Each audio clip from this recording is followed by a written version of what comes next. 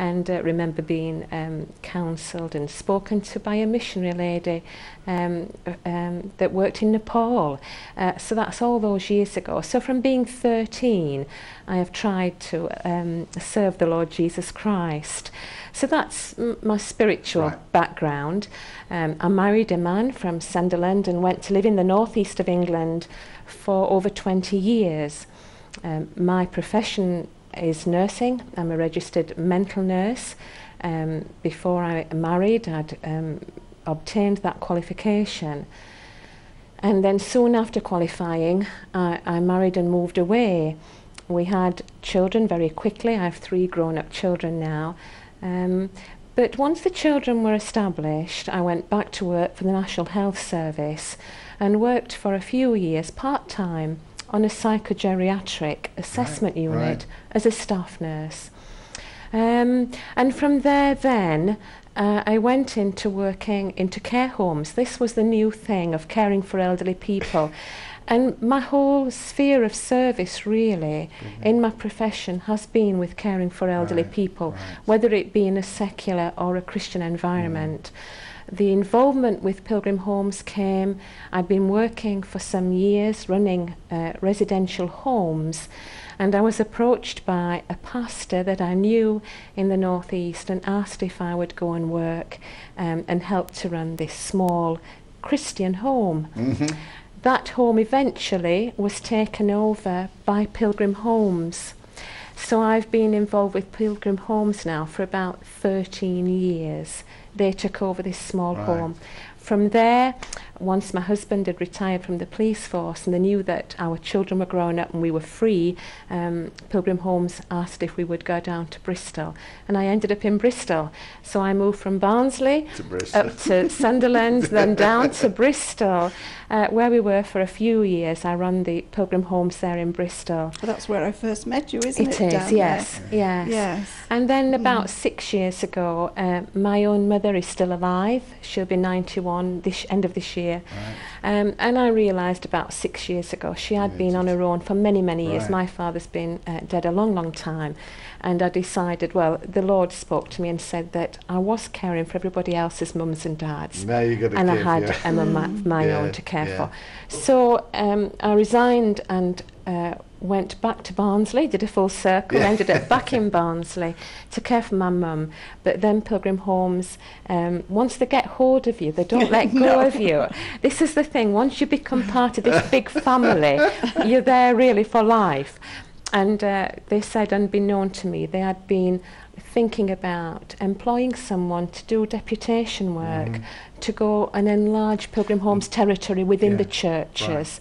And so that's how I became involved, and then started working alongside Louise, working for Louise, and ended up doing exhibitions and all sorts of things. Which is where we met. And that's where we met. At the Christian Resource Exhibition. She does it so well. My first notion of dementia was when we were travelling down from a meeting together. I gave you a lift back. Yes, you did. And you were telling me about a lady who you were helping to get dressed. Yeah, and Molly. she would say, but it doesn't feel right. And you'd take it off and put it on again, and she'd say, but she says it so gently. If I develop dementia, you've got to read this book and learn I'll it. do it. And you have to look I'll after be your me. carer. That's yes. Yeah. I see I'm going to have a problem getting in word in edgeways. Sorry. It's very rarely happens, but I'm I'm sure. I'm much happier for my guests to be chatty than not to speak. So, we're talking about Pilgrim's Home, and of course that is a particular care home, and obviously we can provide details of anybody that wants that. And to say a little bit more and to set the scene, we're getting an awful lot of bad press about care homes these days. And it's very easy, of course, that when you read a story that says the care homes are bad, that suddenly everyone is, where it's usually only talking about one or two amongst that. If somebody is really needing a care home, and I know what you'd say is go to Pilgrim Homes, but what should they be looking for from that point of view? I just want to say one thing, and then I'm going to hand over to Janet, because Janet actually ran the care home there and helped with one up north as well. the main thing for Christians, and this is a Christian thing, is that as one lady who suffered from dementia herself, I'm not sure if she's still alive, said, Christine Bryden, when you begin your journey of dementia, you are beginning a journey through cognition, through your emotions, through your soul to your spirit. Spiritual support. Your spirit is so important. It's the central part of you. It's the essence of you. It's the God-ordained part of you. It's the part that you will take with you.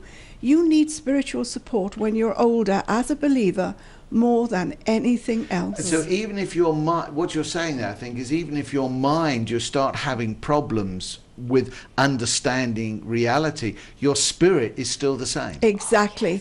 We see this in our care homes. Just recently, I was visiting our Evington home. We've got 10 schemes now. And there was a home visitor speaking with one of the residents, and she was a visitor. The resident had dementia. I wasn't aware of that at first, but as I drew close to them, I could see that this lady with dementia was obviously quite demented, very frail, and the visitor was just holding her hand, and she was looking into her eyes, and she was saying, "Remember this, dear. The Lord said, trust in the Lord with all your heart, and lean not to your own understanding." And this frail little resident was aglow. Beaming, yes. It was ministering spirit to spirit. Deep To in, put a yes. Christian in a secular care home Right. is such a cruel thing. Right. But the sort of thing to look for in a care home, and this wave of aren't care homes bad, began when Stephen Ladyman stood up in Parliament and said that care homes were warehouses, because the government's policy was then to switch its funding from residential care to domiciliary care, and a lot of this spin has come from there. There are a few bad care homes, but they're in a very small minority. But what to look for in a care home? I think it's using common sense. Right. All care homes now have inspections. Everybody knows about the inspections from social services. Yeah. And those reports are public. Right. So the first thing is, if you're going to go and visit a care home, find out from the report how it's going, how it's evaluated. And then really it's looking and asking questions. Don't be frightened to go along and ask questions. When you go in, find out if the person really has got time for you. Have they got time to listen to you? Yes. What do the other residents look like? Do they look cared for? Do they look kept? Do they look content? Is the home got a nice atmosphere, a friendly atmosphere? What do the staff, how are the staff interacting with people? It's all the practical things that first of all you can observe. Then you can ask things like, well, do you have care plans? How will you be caring for my relative? What will you be looking at in particular? Who will make that care plan? Will you want any information from me? One of the things that we always do, again at Pilgrim Homes, because that's who we work for, it's not that we're pushing them, but that's who, that's what we know, is that we take histories. We want to know what a person's favourite colour is. If it's a lady, I had one lady in Bristol, and even though she was in her 90s, her niece came every week and painted her nails. That lady had always had her nails. So in her plan, you know, likes her nails, likes her beads and her earrings on every day to match what she's wearing. So it's finding out the very personal things about someone. One lady might prefer skirts and jumpers. Do they have a favourite newspaper? What were they interested in as young people? Did they have particular hobbies, interests? Again, I had one lady, and we found out that she had been an avid swimmer. Now, this was a younger lady with dementia, only in her early 70s, but physically very fit. Now, because we knew those details, one of our carers used to take that lady swimming. Right. So it's finding out, and so ask the home, you know, do you want this information from me? Can I give you a personal history about my relative, or can I give you, you know, even you could make a photograph album with all those things